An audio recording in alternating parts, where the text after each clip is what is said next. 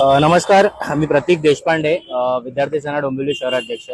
कालच अमित साहेबांचा विद्यार्थी सदस्य नोंदणीचा दौरा झाला. या दौऱ्यामध्ये त्यांनी अनेक विद्यार्थ्यांशी संपर्क साधत असताना, विद्यार्थ्यांशी बोलत असताना पेंढारकर कॉलेजच्या काही अडीअडचणी त्यांनी अमित साहेबांच्या कानावर घातल्या. तातडीने आज महाराष्ट्र नवनिर्माण विद्यार्थी सेनेचं डोंबिवली शहराचं शिष्टमंडळाने मॅनेजमेंटवर धडक दिलेली आहे. त्या संदर्भात पिण्याच्या पाण्याची समस्या जी काही आहे ती सोमवार दुपारी 12 वाजेपर्यंत ही सॉल्व्ह होणार आहे. त्याच्यानंतर कॅन्टीन मधल्या ज्या काही गोष्टी आहेत त्या आम्ही त्यांच्या निदर्शनास आणून दिल्या आहेत.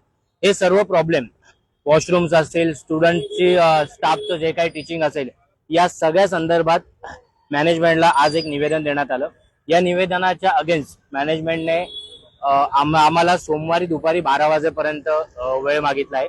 सोमवारी दुपारी 12 वाजेपर्यंत हे सगळं झाले नाही प्रॉब्लेम सॉल्व्ह, तर मंगळवारी महाराष्ट्र नवनिर्माण विद्यार्थी सेनेतर्फे पेंढारकर कॉलेजच्या मॅनेजमेंटवर एक तीव्र आंदोलनाचा इशारा त्यांना देण्यात आला.